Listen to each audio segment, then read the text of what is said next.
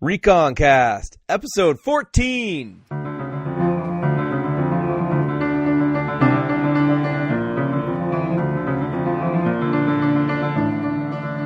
Hello, everyone. Welcome to ReconCast, just a couple of homeschool dads talking about recovering the faith for all of life. I am Joe Graham, homeschool father of 9, and joining me is my co-host Dan Stachofsky, homeschool father of 6. We're out here in the beautiful Pacific Northwest raising our families, defending liberty and justice against the overrun of humanism and the secular state. We've got a great show coming up for you today. We're going to be talking about being a man.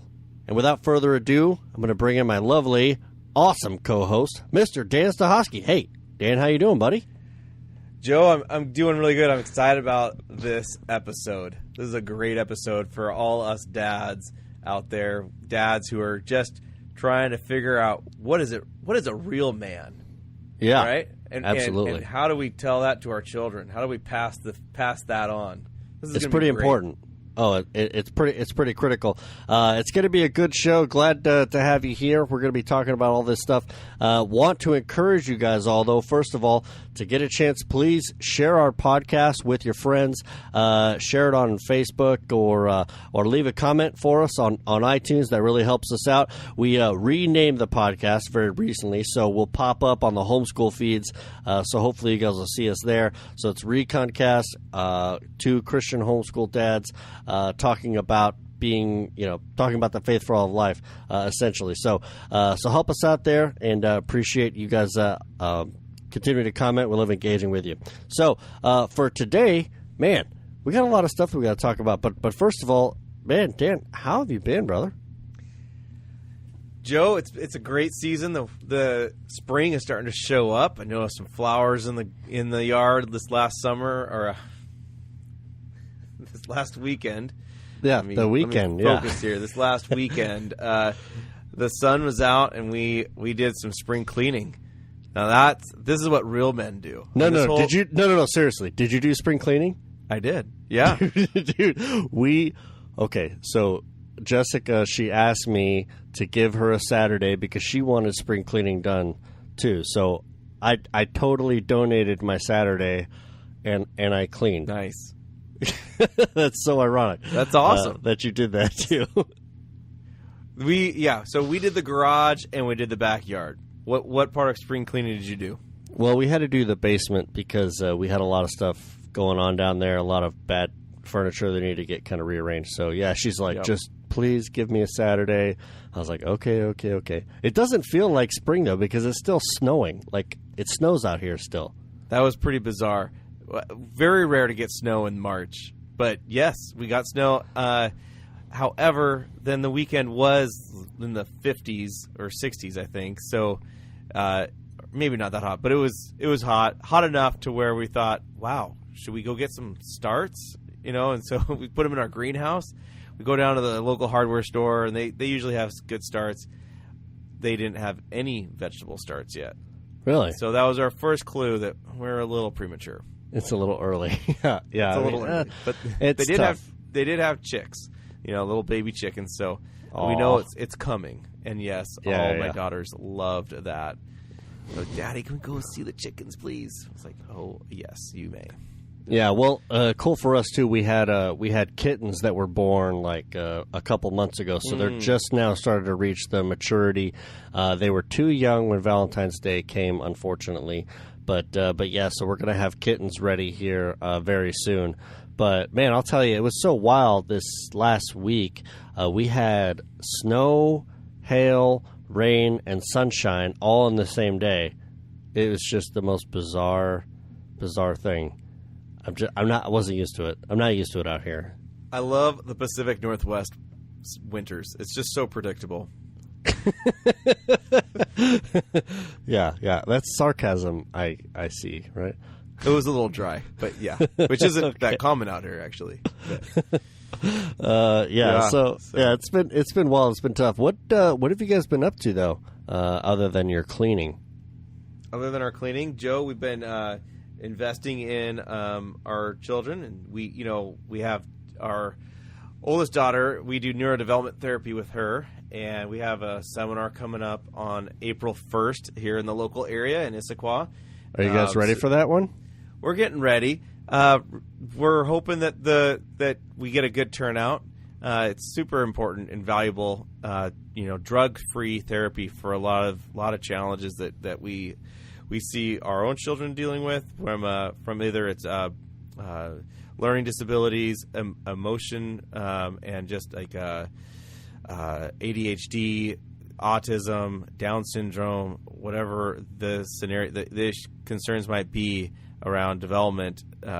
This therapy and this approach is just a wonderful approach. So we have that seminar coming up. Can I just say, Dan, that you are literally one of my heroes, because I saw the way that you were taking care of your children and the way that you were making huge sacrifices with work and with your life because you wanted to care for your children. And even if they had specific particular needs, you were willing to make whatever sacrifices needed to be made.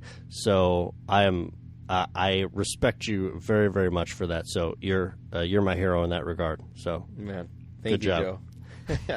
Thank you. It is the family that God has given us, and I think part of knowing who we are and who we are called to be is taking that moment to realize that we are husbands and fathers of a family that has been providentially given to us by God, and our ability to recognize that and live into that, I think, is the impetus for fulfillment and value out of that life, and it brings us closer to God. It goes closer to the Father as we lean into what does it mean to be a father to that family that God's given us. So it's a journey, and it's one that we need to be on more and more together.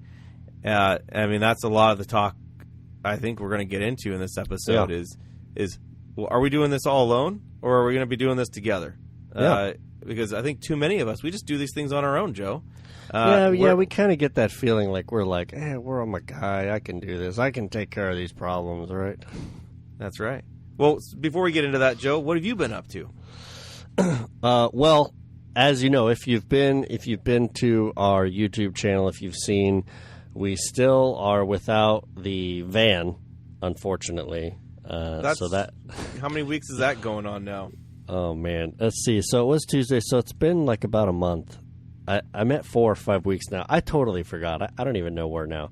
So, but there's I'm looking for the gems. I'm looking for the hidden gems here. And what I have found is that if you don't know, if you haven't seen the video on YouTube, our van, while we were having the baby, not immediately while we're having the baby, but in that time period where we weren't using the van a lot because I was at home, we were just kind of relaxing, rats got into the van, which is pretty gross. it's really gross. Terrible. It's really gross.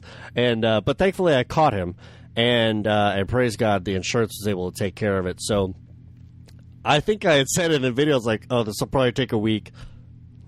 No, it's taken like 4 weeks. It's been ridiculous. So still the van is still gone. But I'm going to say that here's the diamond in the rough, Dan. I'm waiting for it. When we got the van, it had like a carpet kind of a felt-ish type of flooring. And every time the pine needles and stuff, the kids would track them in and would get stuck in it. And so they basically have to replace all the flooring. And I'm saying, all right, well, is it possible we can get a vinyl flooring instead of the carpet flooring? And they said, oh, we'll look into it, because the carpet flooring, they have to order it from the manufacturer. It's a huge pain. Anyway, so they're like, yeah, we'll look into it. And guess what? They said, oh, we have the vinyl flooring available right now, so we can get it right now.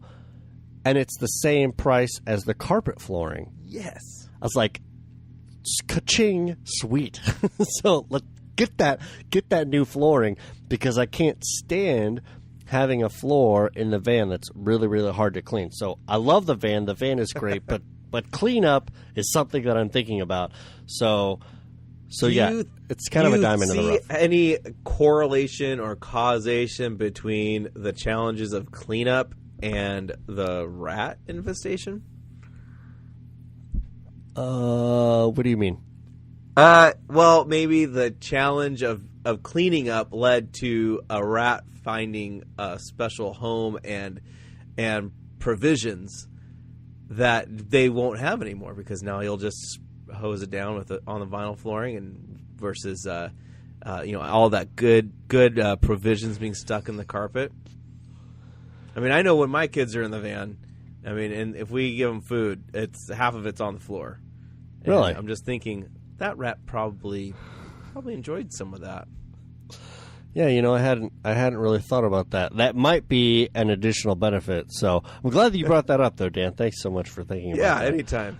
Not something I had considered at all. It's a good question. Yeah, no, appreciate that. So, that's kind of the main thing that we've been thinking about is what's going on with the van. I'm looking forward to getting the van back. But other than that, we're still pressing on with Reconstruction line. I've got some projects that we're working on that not exactly letting the cat out of the bag yet for some of the things that we have coming up in the future. But I've been planning for it, and we're working hard over here. So how's Ruth? How's the new baby doing? Yeah, she is. Ruth's fitting in great. She's finally getting to the point where she's sleeping through the night a little bit more, which means mommy's getting more sleep. And when that happens, she just starts to feel better, feel more alive. And when, and that's probably what led to the whole weekend of spring cleaning. It was preceded by a week of, we took a spring break from homeschool, or I guess we call it midwinter break from homeschooling. And she just spent a lot of the time kind of reorganizing the house and cleaning it. So she's getting back into full speed, just being engaged. And, that's just we love that. We like having her around and just being engaged in that fashion. And it's fun to watch, watch the wife just love making her home a home and making it functional, and figuring out how to do that. So, the more that Ruth, we're just blessed. She hasn't been a colicky baby. She hasn't been a difficult baby at all. The more that she just kind of develops and comes into her own, you just start to see, mom just come alive. And so that's what we're enjoying. We're very, very blessed because of that, because I know not all of the babies have been as easy as Ruth, but we're very, very grateful. How about Tilly? She's doing pretty good. She thankfully has also been pretty amiable, not colicky, just pretty easy going. When I talk to her and I hold her up here in my face, and I guess maybe she just sees my mustache dancing around, she'll kind of laugh, giggle at me. So which is nice. She's she's about five weeks old now or so. So I was trying to find out like how far is her depth perception. Jess thinks it's probably about 18 inches or so. So I'm right in there, just like I can hold you up, and if you see me, then that's good. But yeah, she's doing good, and I feel like we're at a position, probably like what you're saying about the spring cleaning, where we're kind of, the family is getting back into the routine.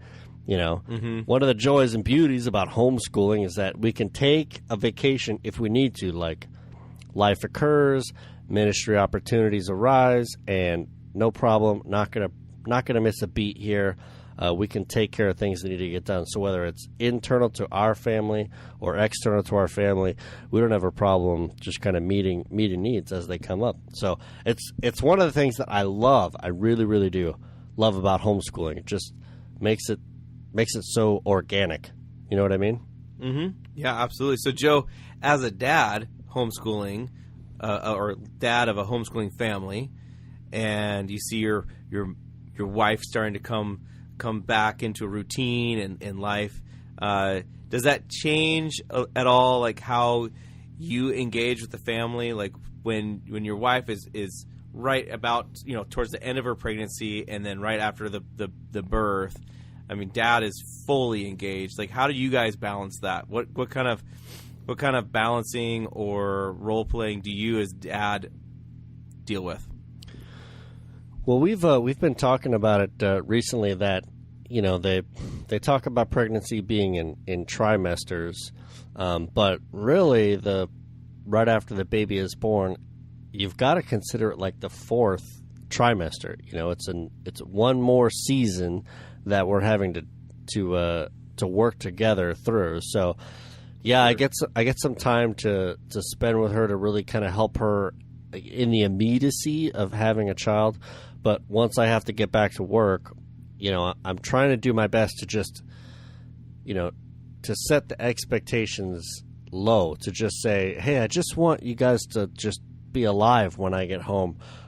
Like that's kind of okay with me. And I don't want to say like, oh, I really need to get this stuff done, or I need you to do this and that and that. Like, right. I just kind of like let all that stuff go, and I don't worry about it. It's not really a big deal to me. And then, because my wife, she naturally wants to, like, if I ask for something, like, she naturally just wants to, like, oh, I want to do that for you. So I really, really have to focus on just saying, no, that's okay. Don't worry about it. I'll pick the kids up, or if you need something from a grocery store, no problem. I can get that. I can take care of it. I just really am trying to be considerate of what she's doing and what's going on. So is that kind of like, is that kind of what you're asking me? I mean, yeah, I think like so. I mean, I think for us, like for me as a dad, when we're in that last trimester and my wife isn't moving around as easily or able to, especially like after the baby's born, not really getting out. You got to nurse that baby, and you got to be focused on that. Really, getting all that established. I mean, as dad, I'm engaged and I'm helping facilitate meals. I'm helping manage the day. At a high level of engagement. And I've noticed that now my wife's more back involved, that I'm not nearly as engaged as I used to be, and it's a good balance we're getting back to. But the risk I've noticed is that I can actually slip a little bit too far the other direction, to where I'm almost feel like I have this ability to play catch up at work, and maybe start going into the office earlier, or, oh, I'm coming home a little later, because the urgency of me being around isn't as great as it was just a couple months ago. And so I'm just catching myself here lately, just needing to realize, like, wow, I might be actually slipping a little bit too far to where I'm mentally kind of playing catch up in the office, but wow, maybe I'm actually not. Maybe I need to be more engaged and not let myself kind of revert back to some old patterns that aren't healthy, that aren't allowing me to be an engaged dad at home, because I'm missing out on the meals, or I'm not around enough to really invest in the children, except for just for a small window of time before they go to bed. So. So that's kind of some thoughts I've had about like where we're at right now, and just realizing, okay, I need to bring that back. Like, I don't want to swing too far away from that intense engagement, but I think as dads, we kind of can tend to do that. When we're needed, we're gonna totally engaged and be there. And I think we need to realize, wow, we have a responsibility the whole time to be fully engaged. So yeah, it's a good season. Lots going on. It's always fun having another one added to the bunch, and the family dynamic grows, and it's a lot of fun. We're at number 6, you're at number 9. So I love that you're still, even with 9, you can still take joy in your little baby playing with your mustache and enjoying that. It's because it dances. That's what it was. Because it dances. Yeah. I want to see that on video next time. Yeah. Yeah. So thank you for sharing all that and asking those questions. So I think it's pretty critical. It's pretty important for us for dads. So thanks so much, guys, for continuing to tune in here to ReconCast. We're going to be right back here from this after this short commercial break. You guys just stay tuned and keep sticking with us. All right. Appreciate it. Thanks.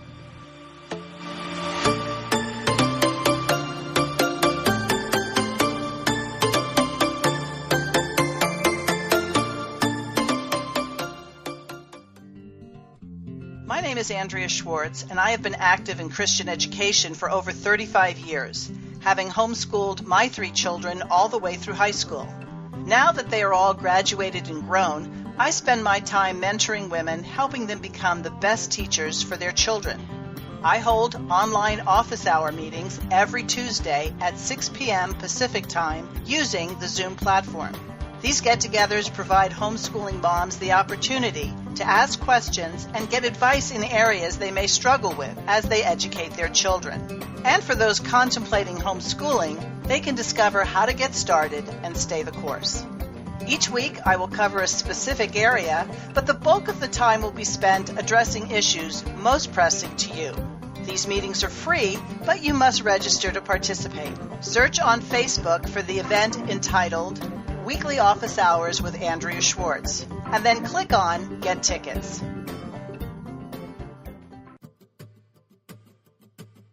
Hey there is a great opportunity for parents coming to the Seattle area on April 1st.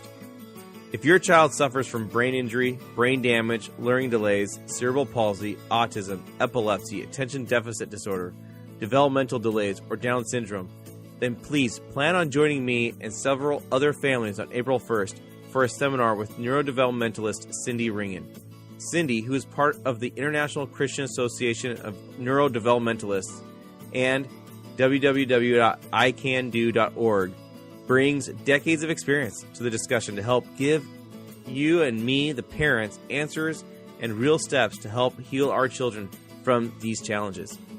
It's true, progress can be made. I've seen it in my own child's life, and I know it can be done in your child's too. It can be a brighter future than what mainstream medicine tells you. It's without drugs, and it's a therapy program that's managed and directed by you, the parents at home. This seminar will be in the greater Seattle area on April 1st. To find out more, contact me, Dan Stachofsky, at dan@olivegrove.us, or view our group page on Facebook, Seattle Area Neurological Development Community.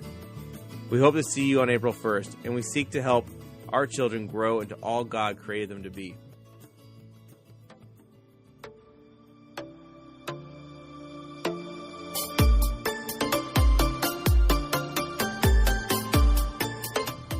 All right, everybody, we're back here, ReconCast, Joe and Dan. We're talking about manliness here. This is a homeschool dad podcast, and I want you guys to know that I'm concerned about where the men are. Like, I know there's a lot of males out there, but men, where are the men?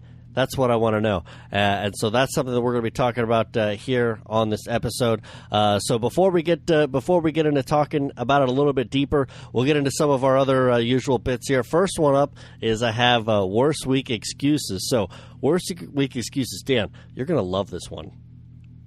Are you ready? I usually do. Yeah, Dude. these always.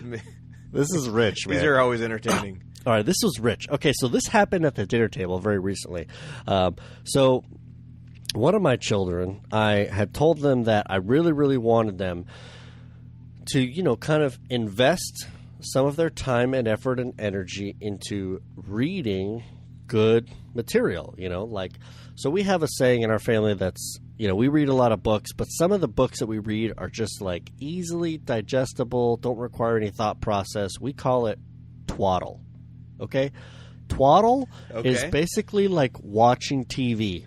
I don't have to think when twaddle is occurring. I'm just sucked in, and I'm just processing, but I'm not really just engaging with the content. It's not requiring any deep introspective thought. Okay. So I'm not saying that twaddle's off limits in the house, but I'm just saying that as you get older, I'm expecting you to grow in maturity to some material that requires a little bit more chewing than something that's as easily digestible as twaddle. Yeah, that makes total sense. Okay? All right. So I have, there's a lot of books. There's a lot of good books out there, and I wanted to help one of my children out by getting a good book on a Kindle. Mm-hmm. And so I was like, hey, I actually ended up loaning out a hard copy of this book a long time ago, and I didn't end up buying another one after I gave it out. So I was like, I'll just buy it on Kindle, and then that'll be fine. So I gave the book on Kindle, and I gave it to my child. I was like, hey, here you go. Check this out. And they read it for like a day or so, maybe a couple days or whatever.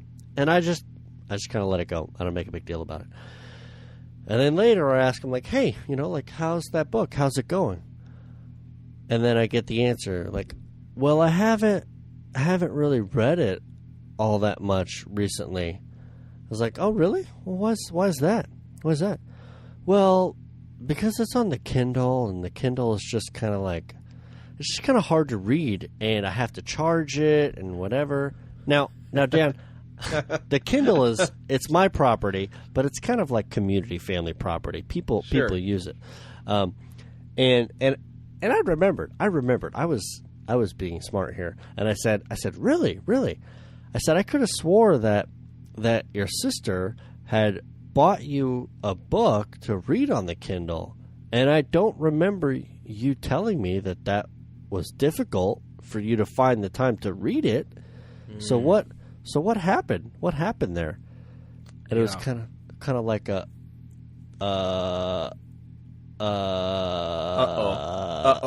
Wait, what? What do you mean you remember that? No. But like, I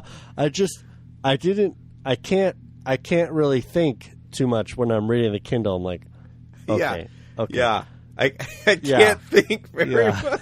I can't. I get it. No. I get it. Screens are not conducive to thinking. No, yeah. It's that back screen. I mean, if they made Kindle that smelled like books, I could totally read them. But maybe, perhaps. So needless to say, I think that's a pretty worthless excuse. I'm really not. I'm like, no, I'm not buying that. I'm not buying that. It's pretty pathetic. That's pretty sad. That is definitely a worst week excuse. It's pretty sad. I was like, no. I saw you using that guy to read what you wanted to read.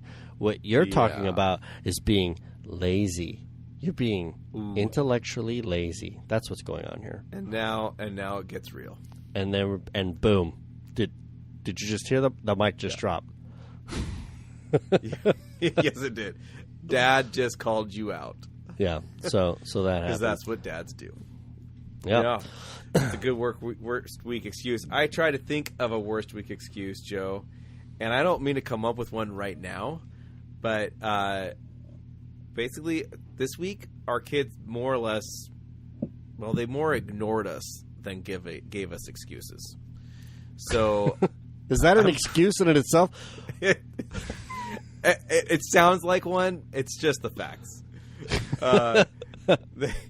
We were dealing with different issues besides excuses. They were just not listening. And it's like, why wouldn't you do the floors?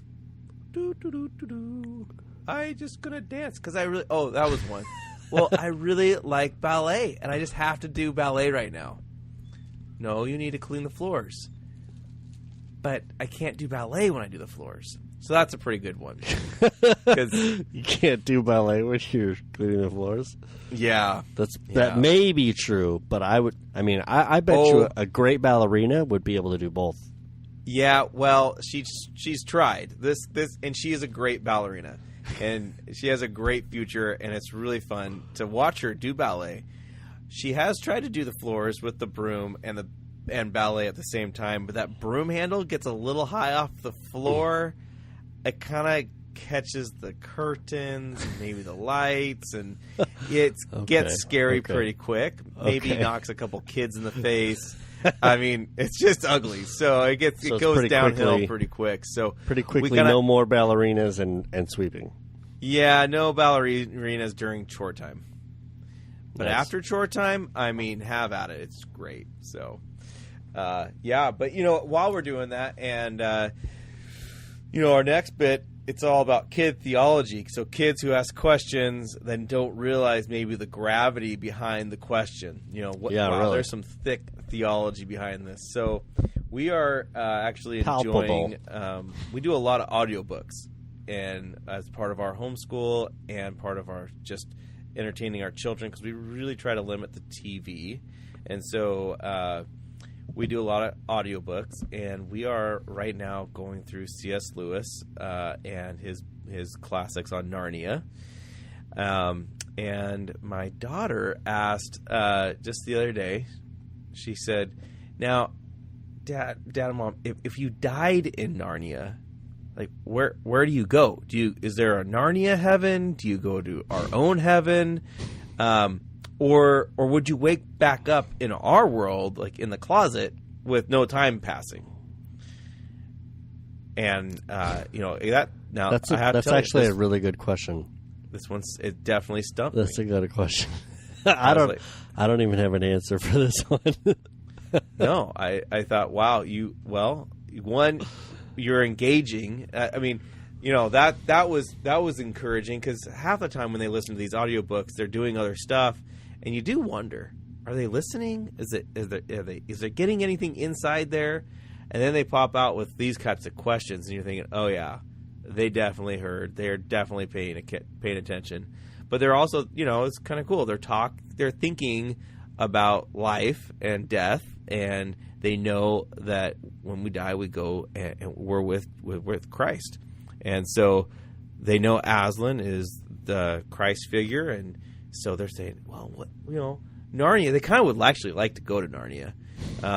Sounds like they've fun. asked, is that a place we can go? And I said, well, you're at your age, you could probably go there.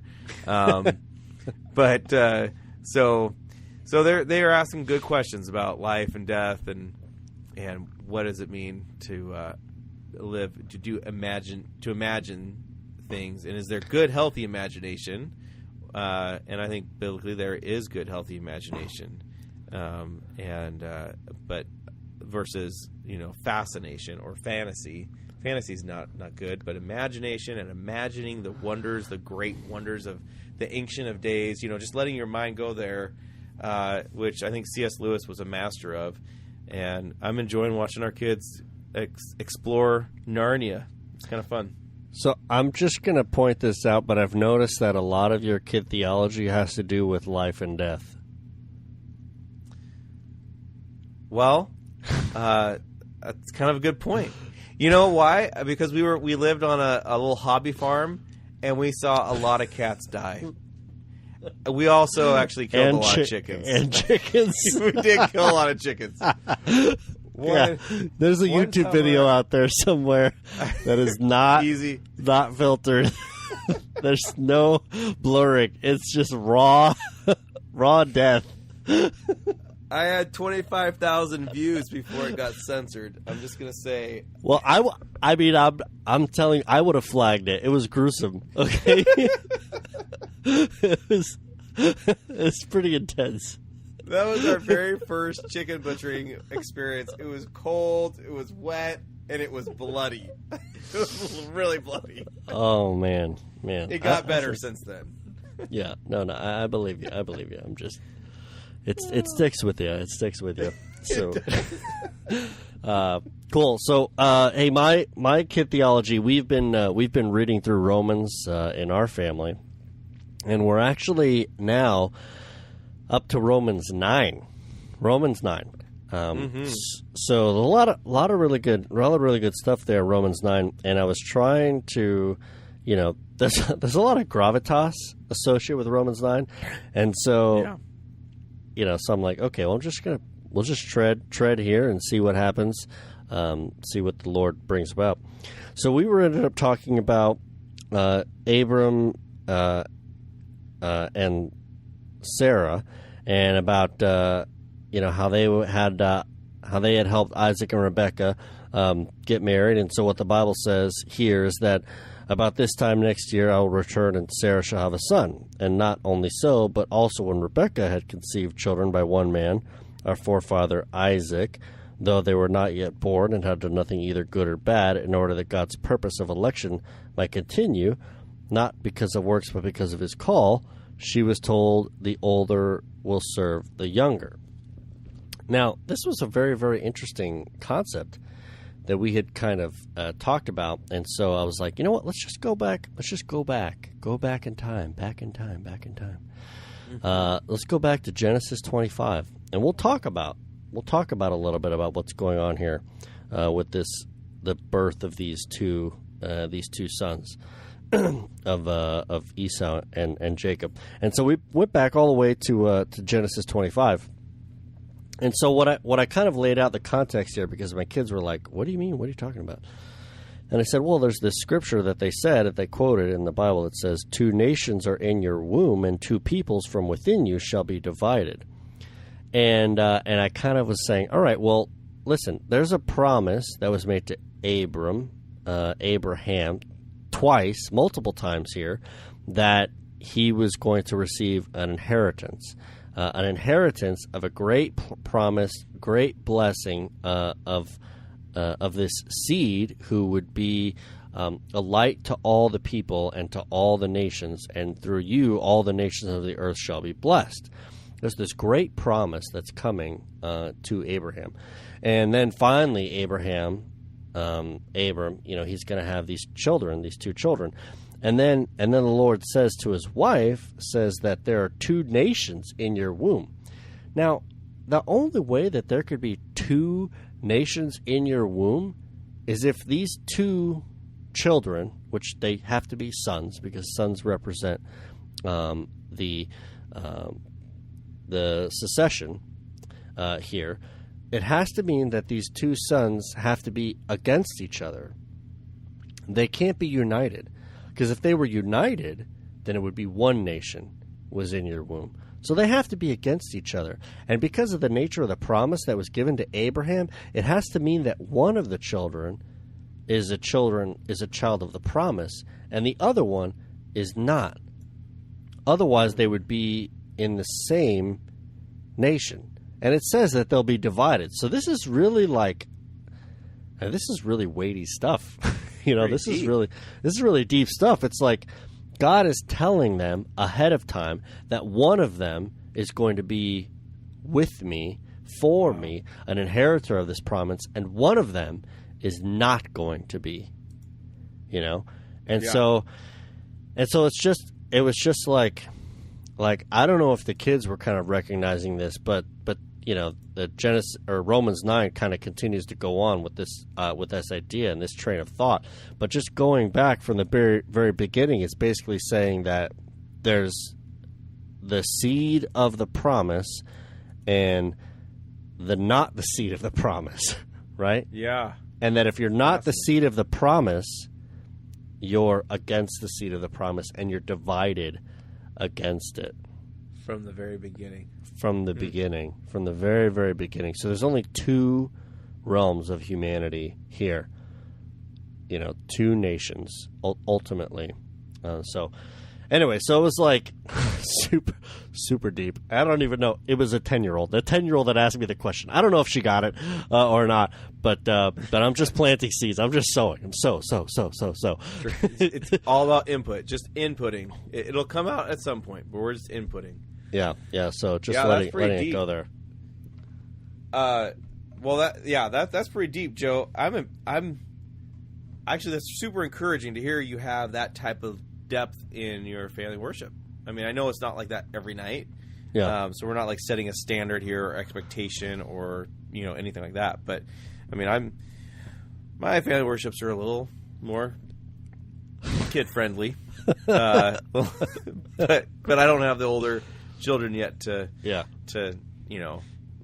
disciple. So that's great. I love. No, it's definitely true. It's not always like that, but it was just and I'm just kind of like, we'll just talk about this. I don't have a problem. We'll just kind of have a discussion. We'll just kind of talk about it, and if I don't understand something, that's fine. We'll talk about that too. But what's wrong with that? But yeah, no, that's just, those are the kind of things that are coming up in our family worship. So we're just going to keep going with it. So, anyways, the Lord. That's awesome, guys. We got one more break here before we kind of get into the meat and potatoes of what we're talking about. We're talking about manliness. We're talking about guys who are dads sitting down with their families and talking about the things that pertain to all of life, how the Bible describes it. I am excited about this. Yeah, how Christianity is critical to the proper definition of manhood. So you guys are going to want to stick with us. We'll be right back here after the other side of this break.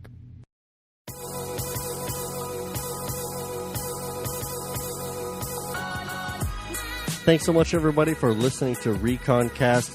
Here at Reconstruction Life, we want to provide weekly material and resources of significance to families that provide immediate value and give actionable guidance to improve the communities around each of us.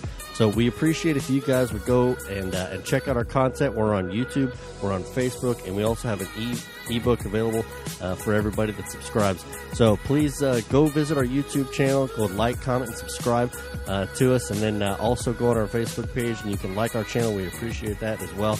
And our ebook we wrote is about building family bonds, 5 ways you can bring your family closer together. You'll get the ebook for free as soon as you sign up. So thanks so much for listening to Reconstruction Life, and keep following Dan and myself on ReconCast. All right, thanks.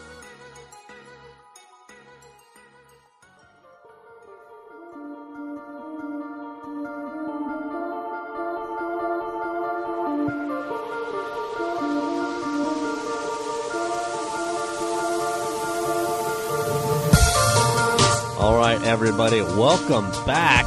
ReconCast. Here we are. So Dan and I have been talking, and we've been thinking about this for a little while here, and we want to talk about manhood, about manliness, manliness. So something that should be resonating with all the other homeschool dads out there, and something that is important to us, and something that honestly is desperately needed in our culture. Okay, and I kind of want to talk about a little bit how this kind of came up. So Dan, I talked about how I just joined the Facebook, right? Not too long ago. Yeah. On the Facebook. Yeah, Thanks so much for kind of letting me know that, hey, the Facebook is where you want to be. And so I came on there and I found out, there's a lot of stuff going on in this little medium here. There's a lot of interaction, a lot of engagement, a lot of encouragement. You know, that's what I noticed. Yeah. A lot of just people kind of lifting each other up and stuff. So I saw some of that, just a little bit. But one of the things that kind of caught my attention is that, you know, we've kind of talked about this a little bit, and kind of it's on our hearts that we really want to see dads, especially homeschool dads, really start getting engaging with their homeschool. You know, you're kind of like the principal, right? You're the guy who's kind of making sure that everything's supposed to be running smoothly. Your wife is critical to making sure that this thing operates well, but you need to be engaged, you need to be involved in setting the vision, about setting the path, about where you want to go and where your homeschool is gonna end up. So this is all part of manhood. This is part of what we do, right? And what we've been using a lot, we talked about it in a previous episode, is we're using the Deuteronomy 6 model. So Deuteronomy 6, very simple, very basic way to kind of explain what it is that's on a homeschool dad and mom's heart, is part of the Shema. It says that hear, O Israel, the Lord our God, the Lord is one. You shall love the Lord your God with all your heart, with all your soul, and with all your might. And these words that I command you today shall be on your heart. You shall teach them diligently to your children, and shall talk of them when you sit in your house, when you walk by the way, when you lie down, and when you rise up. You shall bind them as a sign on your hand, and they shall be as frontlets between your eyes. You shall write them on the doorposts of your house and on your gates. So, pretty critical verse there for a homeschooler to say, like, hey, our life is consumed with teaching our children about the Lord and about God and about who He is, what we're supposed to do, how all of life is related to this. And I will say that this is a critical aspect of manliness. You just can't avoid it. And this is what I'm going to say. This is what I'm going to share. Dan, I've been thinking about this. A lot. When God made us, when He made man, He said in Genesis, "Let us make man in our image, after our likeness, and let them have dominion over the fish of the sea, and over the birds of the heavens, and over the livestock, and over everything over the earth and over every creeping thing that creeps on the ground. So God created man in his own image. In the image of God, he created him, male and female. He created them. So what stands out to me, and I've been having discussions about this with my wife recently over dinner and the rest of the kids, is that you can't separate being a man apart from him being a man in a family. Like, he was created to be a half of a whole. The image of man is only fully manifest in both men and women, right? Like manhood is only fully manifest in the two of them. So man is only created as one half of the image of God, which is both male and female. So man is just instinctively designed to exist as part of a family, right? That's how we should be identifying ourselves. So that means that if we're looking at man as a general principle, which is composed of men and women, that how do these two interact? Now, we are going to be focusing on the men portion here because that's what we are. We're homeschool dads. What does that mean? What does that mean for us? So talking about the rest of the things that are going on in Scripture and what it is that we're trying to learn, it's important. It's really, really important. And I wish that we had the time to get into all of it. But needless to say, it's largely missing from a lot of our culture, from a lot of things that are going on.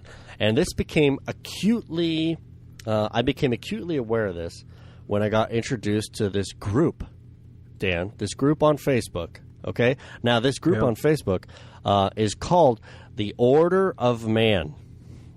The Order of Man. Now, sounds pretty appealing. Order of Man. Yeah. No, it sounds like it's setting a foundational perspective on manhood, right? Yep. What manhood is. Now, probably check this out. Yeah. Now, based on the kind of things that we're just talking about, you would assume that some of the things that we're discussing here would be included, right? As far as the foundational aspects of what manhood is. Right. If they subscribe to the same understanding of man and who man is and who we were created to be and all of that, then it should be sprinkled throughout their site and their podcasts and whatnot. Sure. Yeah. So I will say, this is what I will say. This group has 23,000 members in it. 23,000 on Facebook. Wow. Alone. Which is a ridiculous amount. A ridiculous amount of people to be united on this. And this is what the description is. The description is thousands of strong, motivated, ambitious men working to become the men we were meant to be. They're real. They share real information with their fellow men. Okay, they're not spamming or pitching products. They're just trying to be real. Relevant. They want to share relevant material. Memes are fine, but they really want to know, is what I'm going to post going to help me and other men become better men? And then respect. They want to respect each other. They can disagree, have debates, but they want to do it with being respectful to each other. So I kind of like the essence of what they're talking about. It kind of jives. It resonates, right? It resonates. I mean, to some degree, as men, there's an aspect of doubt. Are we being men? Is there something we're missing? Yeah. What should we be? How do we progress? Do we need a coach? Like where are we going to help move us to that next step? Right. I mean, we're leading, but sometimes leading is the most lonely position because there's no one to lead us, and yet that's a fundamental breakdown of some of our Great Commission of go and make disciples of all men. Well, how do you make a disciple if you're not also being discipled? So it sounds to me like this group has really hit on a fundamental aspect of manhood. Yeah. and they're filling a need there. The question is, from what foundation, what premise are they starting from? Yeah. So you've been on the site longer than I have. What have you found? Well, I've been looking all over, and I'll tell you this, I don't see any reference to Jesus or the Bible or God in general. So okay. Yeah, so kind of I'm kind of like, what's the foundation here of all this stuff, you know? Like I see they're resonating with people, and I think I can understand why they're resonating with people on a certain level. You know, they're talking about wanting to connect the community, helping men improve in 8 key areas of their lives. These 8 key areas. Are you ready for what these 8 key areas are? Yeah, I'm a man. I want to know what are the 8 key areas? Yeah, because maybe I only knew about 3. So it's intellect, leadership, manly know-how, health, relationships, self-mastery, style, and wealth. And here's the most amazing part here. So I'm not going to have a problem with those different aspects. Is that this guy is saying that he doesn't even have the answers. He just is on a journey along with everybody else, and he's just trying to help people reach their full potential, operating in different relationships, business, and communities that they're engaged in. And that's it. He's just kind of like trying to be a guide. Some sense of humility in that statement, right? No, that's good. That's good. But yeah, those categories are they're talked about in the Bible. So if he didn't go to the Bible for those, he's probably going to a different source, a different fountain, right? And yeah, to me, I mean, what is R.J. Rush Jr., he'd say there are 2 main religions in conflict today, right? Humanism and Christianity, each with its own morality and the laws of that morality. So is it fair to say that he's coming at this question from a humanist perspective, and therefore his source is going to be self-help type information that's really grounded in humanism and bettering thyself, and then you looking inside yourself as the epitome and ultimate God, as opposed to going to Scripture and going to the Bible and going to your pastor in the church and saying, where is morality, and what does leadership look like from a biblical perspective? What's manly know-how from a biblical perspective? Yeah. What are relationships supposed to look like? What's self-mastery from a biblical perspective? Is that a biblical concept? Are we afraid of that concept as Christians? But this guy's giving people answers, and he's giving 24,000 people an answer every day that is, directly opposed to the true answer. Yeah. No. What are we doing about that? This is pretty. It's pretty wild. And I've been on the Facebook group now for a while, and they've kind of have like the leaders, the leadership, who are the administrators of the vision, but everybody and anybody is just kind of like blasting whatever they want all over this board, and it's rampant humanism, expressly pragmatic, men who have been divorced, that are absolutely bitter at their spouses, at their former spouses, and it's just. And I'm not saying that the leadership necessarily agrees with that, because I would imagine I've watched some of the videos that he wouldn't, but it's just like, man, the men are just. They're a sad, sorry excuse, and it almost seems like it's not even worth defining them as men. It's just, it's just this raw maleness that makes them seem like, oh, because I have the anatomy of what makes a male, therefore that equates to manhood. And I can see the way that a lot of these guys are behaving and stuff, that it's sad. It's sad. Now Now, the group's function in and of itself is to let me know if this makes sense to you, if this sounds familiar to you. Okay. Is to protect, provide, and preside. Does that sound familiar to you at all? I know someone. I think I know someone who would almost say those exact same words. Yeah. Protection, provision, and to preside over, to basically lead. Yeah, right? A prophet, a priest, and a king. Yeah, exactly. I mean, so what is the Christian response to this? Because I think something that gets under our skin, Joe, you and I have talked about this, and one of the things we're hoping to see out of whether it's the ReconCast or it's your Facebook group, the City Gates, or other things that we're doing. The question is, where is the Christian community of men who are pursuing godliness and into very similar categories that define life, and define it in a way that is saying we need to be discipling and making disciples from a biblical perspective on a grand scale, and we need to influence the culture.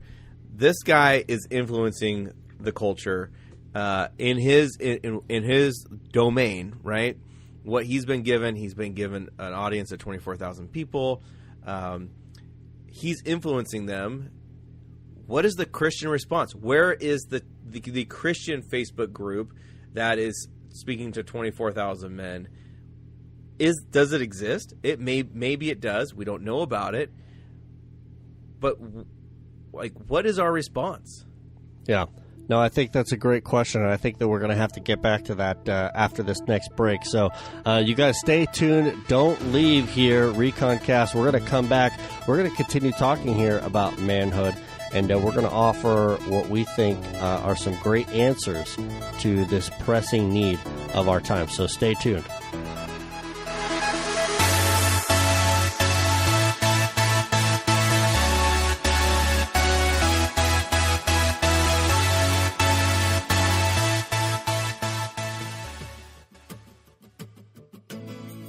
Everybody, thanks so much for joining us here at ReconCast. This is part of Reconstruction Life, and Reconstruction Life is all about us encouraging families and building family bonds. And what that just means is that dads are involved, me and Dan here, on talking about as homeschool dads about the things that we're facing with. As far as wives are concerned, the stuff that they're thinking about, raising their kids and raising their homes and being a caretaker over the things that are important there in the home. And then even for kids, kids, they're learning stuff. They need to be applying the things that they're being taught. All this stuff is part of Reconstruction Life, us as families gathering together and building our family bonds, which is why we wrote our ebook called Building Family Bonds, 5 Ways that you can bring your family closer together. I want everyone to get a chance here to sign up for our ebook and hear about the things that we're talking about here at Reconstruction Life. Super important. I think it's really valuable for everybody to understand and be a part of. So please go to our website, www.reconstructionlife.com, and sign up for our newsletter. You'll get that ebook for free, and you can check us out on YouTube. We just showed up on Facebook. Ba-bam! Can you believe it? We're on Facebook. I know. Dan just found out the last week, but no big deal.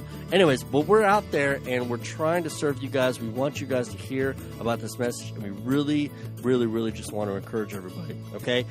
We're looking around, and we're seeing that the world is broken around us, but we have not been left without a victory and without a hope, and that hope exists in Jesus Christ and in His Spirit through who empowers us. So, everybody, I want everyone to hear about this message, and I want you to be encouraged. So join us here. Thanks so much for listening to ReconCast, and keep tuning in. All right? Thanks so much.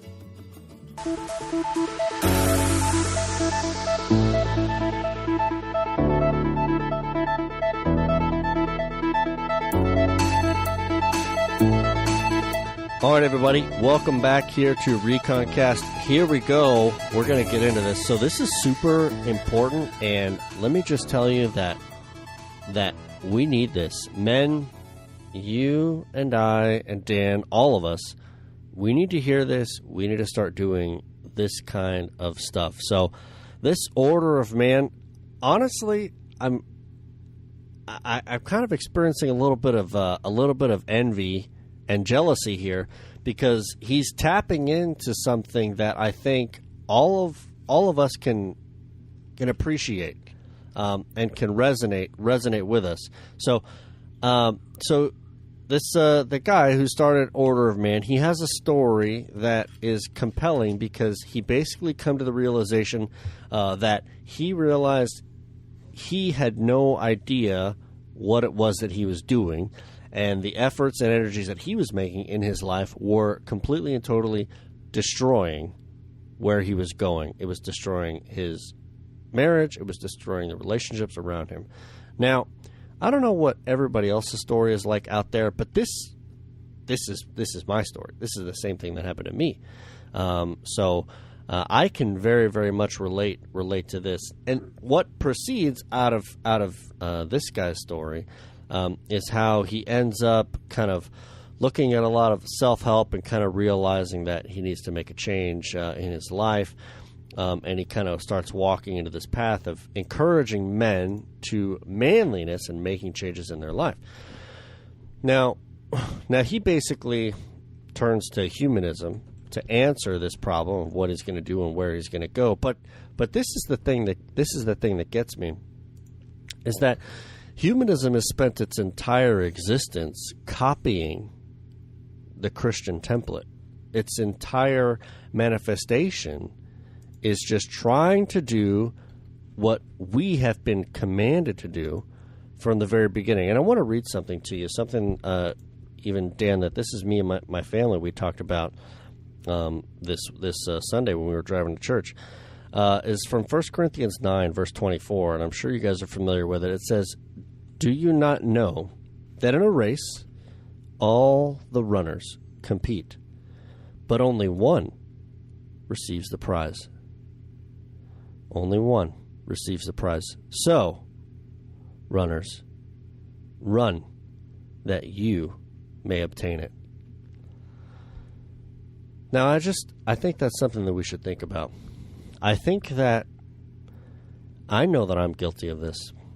That I feel like I'm just going to kind of go and meander my way through my Christianity. Meander my way through how I handle my prayers and my convictions and how I'm raising my kids. Just kind of let it happen. But that's laziness. You know, that's not what Paul is talking about here. Paul is talking about running like you're trying to win. Be a man of action. Yeah, like you're trying to go somewhere and beat all the other runners, right? With vociferousness, you know, like if you and I were competing in something that was of significance to me, like I would probably put forth some energy, you know, and as I saw you putting forth energy, I would put forth more energy. Yep. Right? Like we would naturally kind of go back and forth like that. And I think that he's talking about that same kind of inspiration that, I don't know, it just feels like we're missing. Why are we Christian men missing this? Do you have any idea? Joe, I mean, this is just it gets me fired up because we're afraid to admit that this story it's everybody's story. We have all failed. We have all fallen short of the glory of God in various ways, many times. Many marriages have almost failed because the enemy seeks to kill, steal, and destroy. So we're always attacked in that way. He's going to attack that institution, and yet we don't want to admit it. And here's a man who's admitting it, and he's created in 2 years a community that is taking action. That action is based on sand, though. And here we are with the real answers, with the truth, and we aren't. There isn't a community out there that we're aware of that is doing this. And so he talks about how, these lessons that he's learned over the few years that he's done it. And he says, first, people need to hear what we have to say. No, people don't need to hear what you have to say about self-help books and humanism. They actually need to hear about Christ and what Christ has to say. Yeah. Second, he says, there is no perfect. Perfect is a myth. If we continue to wait for everything to be perfect, we'll never execute. I agree. However, there is a perfect. There is a perfect. There is a perfect. We can't ignore that and avoid that. There is a perfect. That's perfect the standard that we're striving for. That's right. And so if we wait until our lives are perfect, no, we will never execute. No. However, our lives in the eyes of Christ and of the Father, the true Father, we are righteous. So we are perfect in Christ. However, we must live into that and must learn it together. He says, third, if you're waiting for permission, you'll be waiting a long time. Okay, God has given you permission. He's already given you authority. He commissioned us. He did. All of us. He said, go and start doing this now and do it with everything you have, and I'm with you. Go and do it. And not only that, guess what? You're going to succeed. But go and do it. He goes, if you're waiting for permission, you'll be waiting a long time. No one is going to give you permission to do something bold. That is 100% on you. No, that's totally false. We have been given permission to do great things, greater things than Christ even. Yeah. We can do things bold, and it's 100% up to Christ in you, the hope of glory. Moving mountains. Yes, moving mountains. That's pretty phenomenal. I don't think the order of man has ever moved a single mountain. No, I think they're getting buried by mountains, and they don't. The problem is they don't know it. They're blind to it.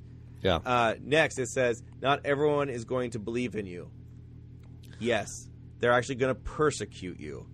If you stand up for Christ, they will most likely kill you, because that's what they do. That's what happens. And yet, as a martyr for Christ, you will be honored beyond honor.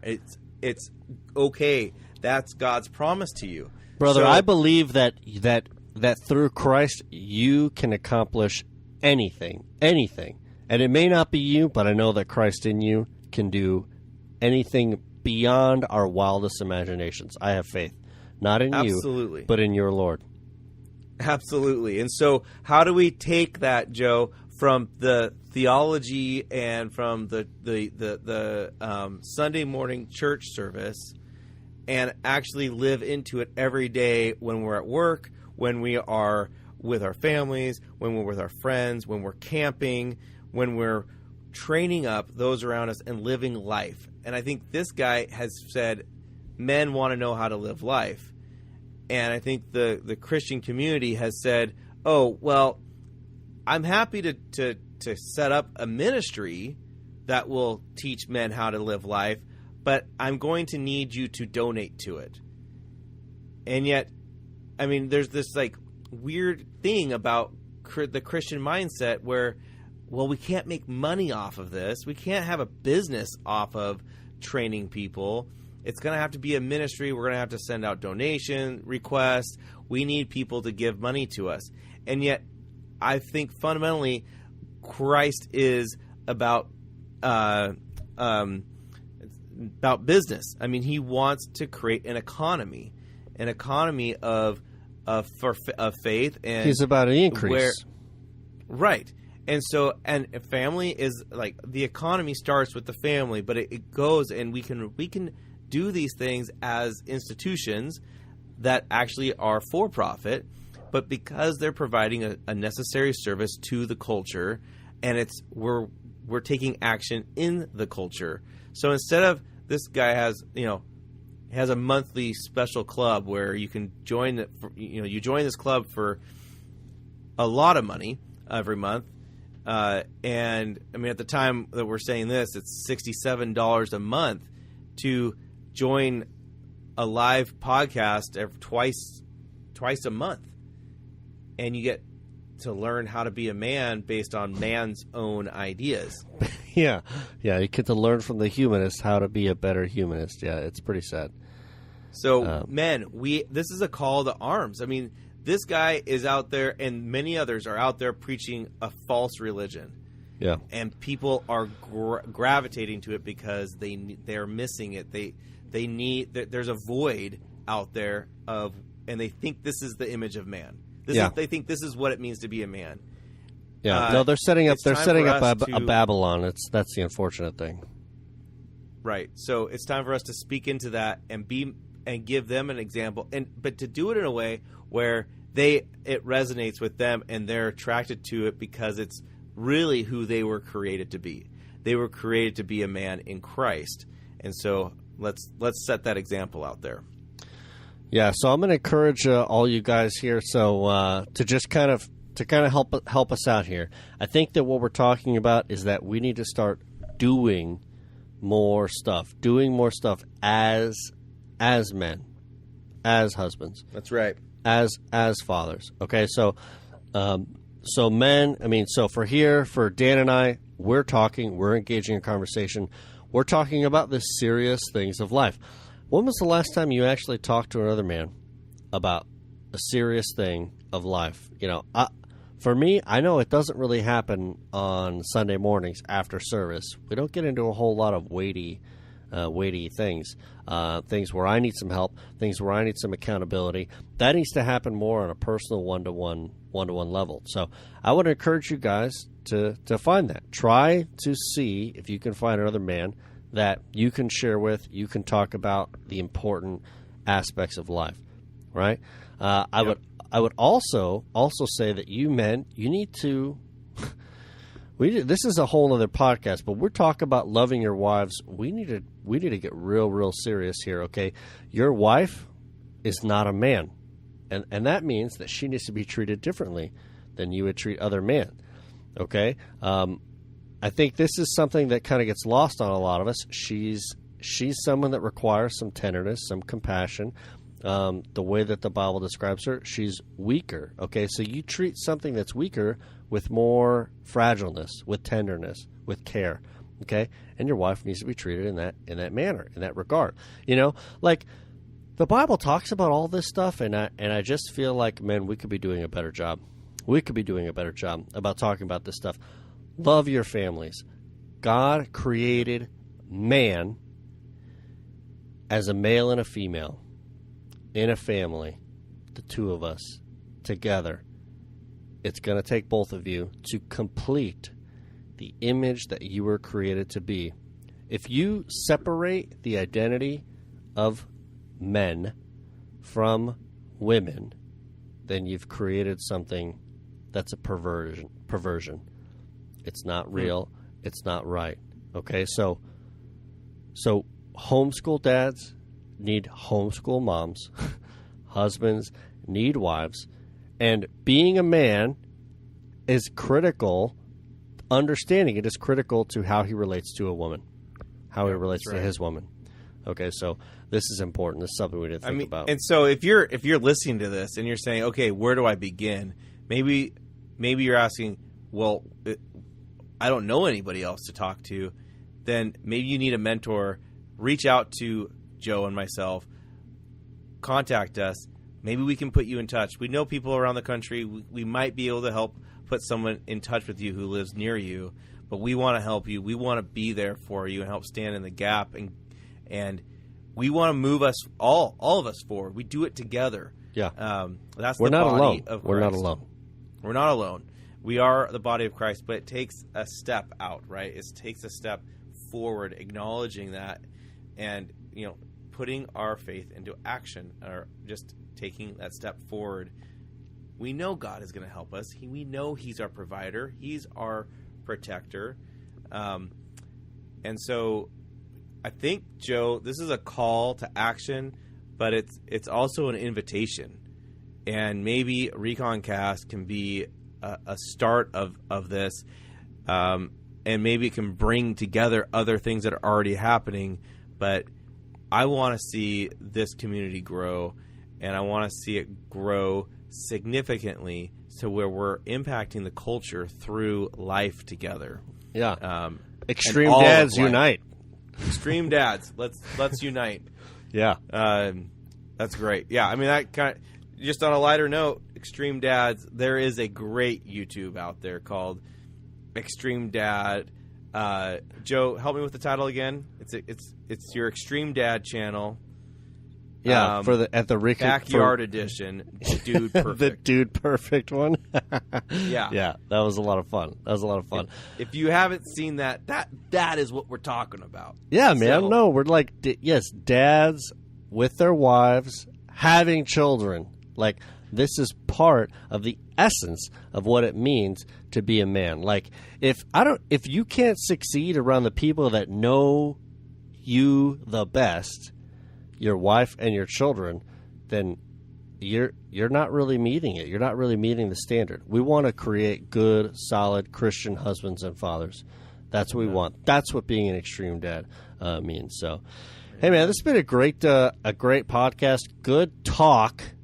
Absolutely. Hey, it feels good to get the blood boiling a little bit. Yeah. So thanks for sticking with us. Yeah, I enjoyed it. We've got some great episodes coming down the pipe for you guys. More stuff. What I really want to hear, though, is I want to hear what you guys think. I want to know what's resonating with you. How can we help? What are the things you're curious about? What do you think about homeschooling, about being a Christian man, about being a Christian husband, about being a Christian father? All this stuff.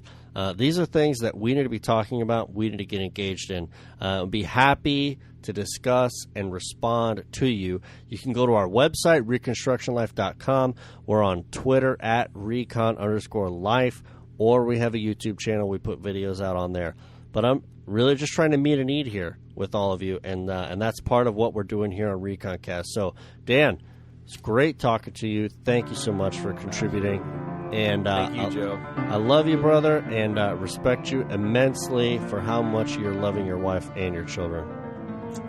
Likewise, Joe. Thank you so much for this episode. This was a great conversation, and I'm looking forward to the shows that we have coming up down the pipe, as well as we continue to talk about what it means to be a dad who is engaged and growing in his manhood. Amen. All right, brother. So we'll see you next time. All right, episode 14 in the books.